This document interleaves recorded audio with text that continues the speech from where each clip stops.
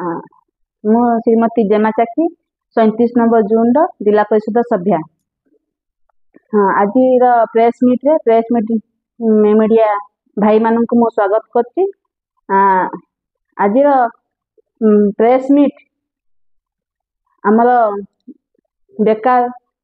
खनि अंचल जो बेकार युवक युवती मानक पई आउ छटई श्रमिक मानक पई आज प्रेस मीट मु कहबी एया जे आपणकर खनि अंचल सर्वाधिक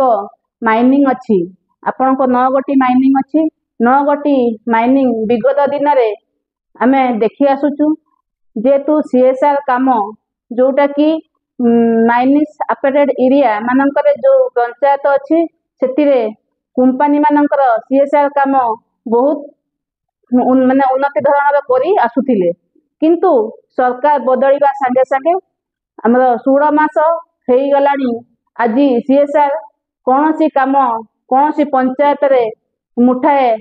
माटी भी पकई नांती किंबा गोटे ट्यूबवेल टीए भांगिले ताकू मरामती करू नांती काहेकि ना हमर जो पंचायत रे सरपंच माने अछंती तांकू मध्य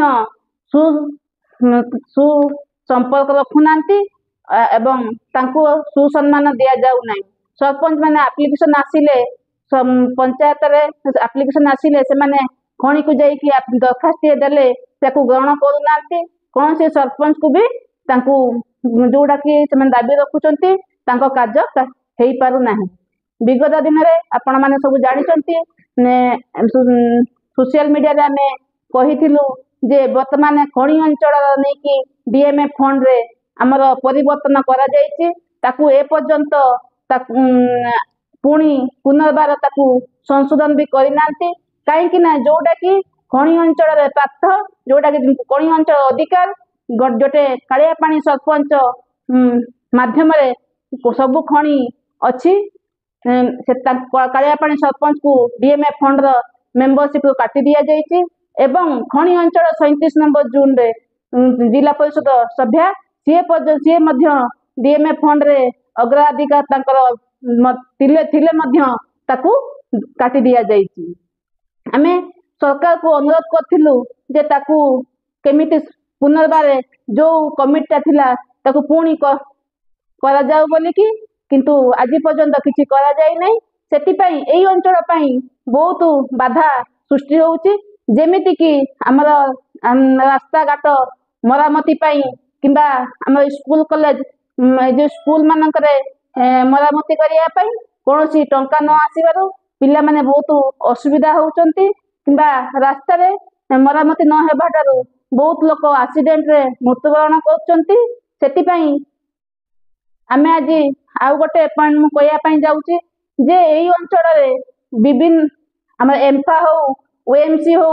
वेदांत हो 3 गोटी माइनिस रे मु सुनिया पई पाउची टाटा मु सुनिया पई पाउची जे एई 4 गोटी माइनिस रे हमर एई अंचल पिला मानकू ट्रेनिंग दिया जाउची स्किल डेवलपमेंट ट्रेनिंग दिया जाउची से स्किल डेवलपमेंट ट्रेनिंग देला परे से मानकू 3 मास तांका पाखे रखी कि से मानकू सर्टिफिकेट दे कि बाहर कर दिया जाउची किंतु चाकरी देबा पई ना रे तांकू गोटे ठकेई रो शिकार हेबा पई बदे मु भाबुची काई ना से पिला गुडा से माने दादन कटिया पई जाउचंती भारत देश को काई ना आमे ट्रेनिंग देइचु आउ एबिटी चाकरी देबु जो कंपनी ट्रेनिंग नैचंती से कंपनी से माने नियुक्ति दिया जाऊ मु खणी कर्तृपक्ष को अनुरोध करूची नहले आगामी दिन रे से पिला माने से खणी को बंद करिया पई तांको गेट आगे बसिबे।